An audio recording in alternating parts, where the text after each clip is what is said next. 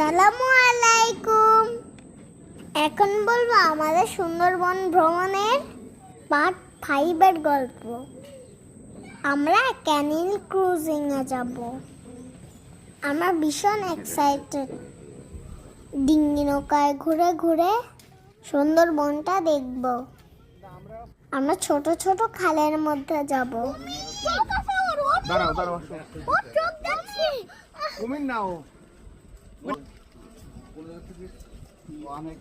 একটা মরা ছাগল ভেসে যাচ্ছে। আমাদের মাঝি গোল পাতা কেটে নৌকার বাদাম তৈরি করেছে। এখন ভাটার সময়। আস্তে আস্তে খালের পানি কমে যাচ্ছে। মাঝি একটা কাঁকড়া ধরেছে। আমরা ভেবেছিলাম এটা হয়তো কোনো মাছ, কিন্তু মাঝি বলল এটা নাকি কাঁকড়া, ওটা নাকি সাগরের কাঁকড়া। এবার একটু গোলবনের সৌন্দর্য দেখুন।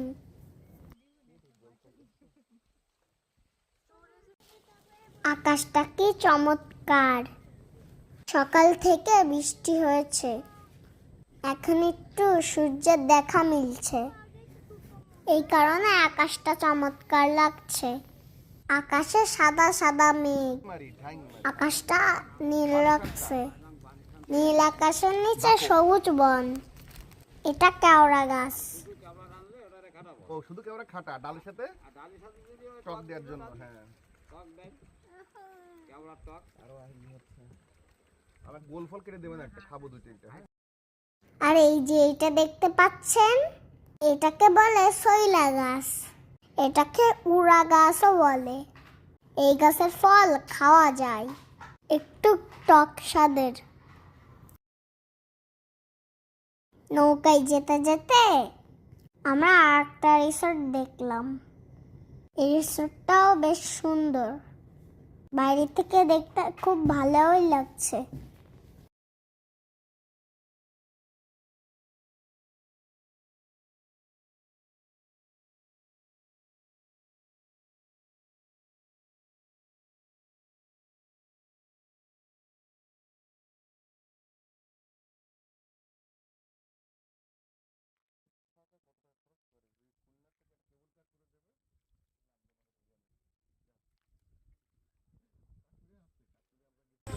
এবার আমরা সুন্দরবনের আরো কাছে যাব। একবারে জঙ্গলের গা ঘেঁষে যাব। আপনারা একটু দেখুন, দেখলে আপনাদের ভালো লাগবে। ওই দেখুন, জঙ্গলের ভেতরটা দেখা যাচ্ছে।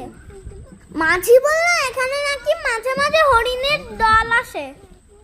আরো বললে এখানে নাকি বাঘও আসে। আজ বৃষ্টি ছিল তো, তাই কিছুই দেখা গেল না। ওই দেখুন ওরা ফল, এটা আরো বড় বড় হবে, তখন এটা খাওয়া যাবে। এটা কেওড়া ফল, এটাও খাওয়া যায়। কেওড়া ফলের খাট্টা রান্না করা যায়, আবার ডাল দিয়ে টক ডাল রান্না করা যায়। আমার এই ফলগুলো কিনে অনেক ভালো লাগছে। দেখুন মাঝির মাথায় কি বুদ্ধি, কলপাতা দিয়ে নৌকার বাদাম তৈরি করেছে। বিষয়টা আমার খুব অদ্ভুত লেগেছে। আমাদের মাঝি অনেক মজার মানুষ। নৌকা চালাতে চালাতে আমাদের অনেক গল্প শোনাইছিল।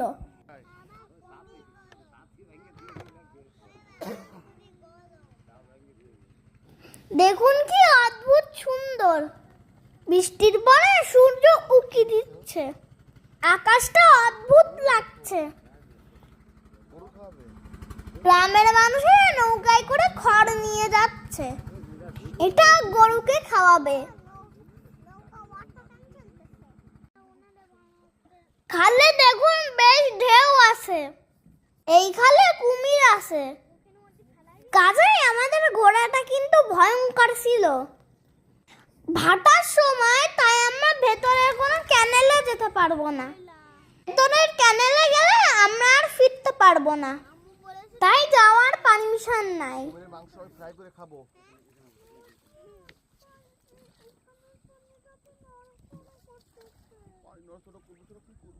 কি অপূর্ব দৃশ্য। বন, এই আমাদের জাতীয় বন। এখানে আছে রয়্যাল বেঙ্গল টাইগার, আরো আছে হরিণ, দিতে কুমির তো আছেই। সুন্দরবন আমাদের অনেক বড় সম্পদ। ঝড় ঝঞ্ঝা থেকে আমাদের বাঁচায় সুন্দরবন।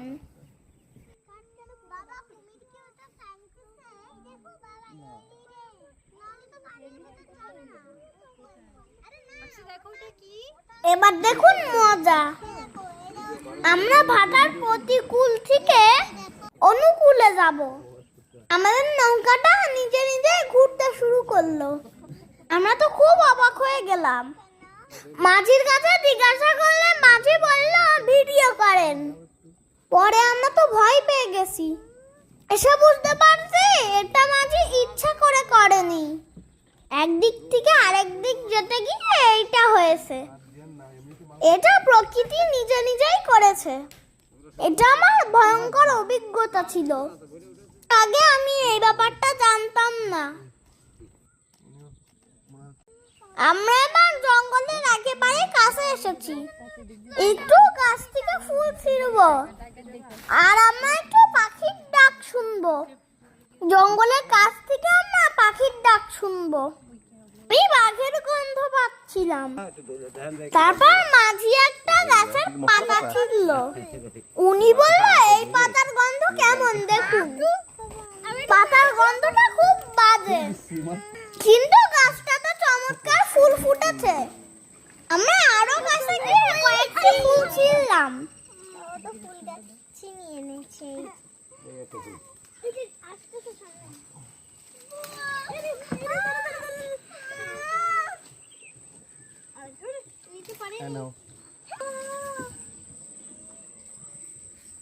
এমন করে তুমি অ্যাস্ট্রোনট হবে কেমন করে?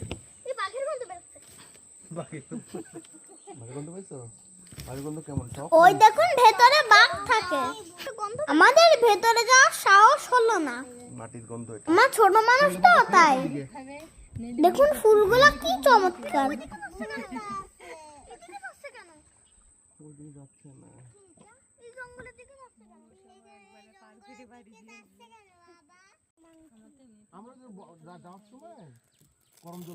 বা আমরা একটু পাখির ডাক শুনবো।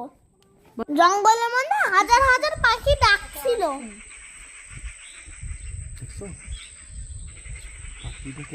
এটা আবার কেমন পাখি? তুই নিজে ডাকবে।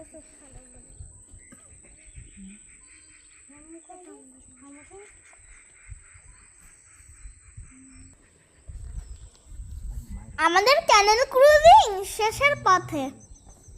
আমরা এখন রিসোর্টে ফিরে যাব। কাটতেও পারে। সাদা কাটতেও পারে। আলমকার আমাকে এদিকে নিয়ে যাবে। ওটা ভাসে আর সে কাছাকাছি চলে আসে। রান্না করে খায় না, ও এমনিতেই খায়। কোন বাঘ দেখে ভয় করতে? আমরা রিসোর্টের কাছে চলে এসেছি। একটু পরেই আমাদের বোট থামবে। আকাশটা ভীষণ সুন্দর। বোট থামলে আমরা রিসোর্টে নেমে পড়বো। তারপর আমরা রুমে গিয়ে ঘুম দিব। ভালো করে ধরে। তারপর সন্ধ্যায় নাস্তা করতে আসবো। একটা গোল ফল দেখো নি? হ্যাঁ চলে গেছে। তুমি বসতে পারো। মাঝি আমাদের কাঁকড়াটা আবার একটু দেখালো। এই কাঁকড়াটার পেছনে যে কাঁটা আছে, সেই কাঁটা থেকে একটুখানি কেটে নিয়ে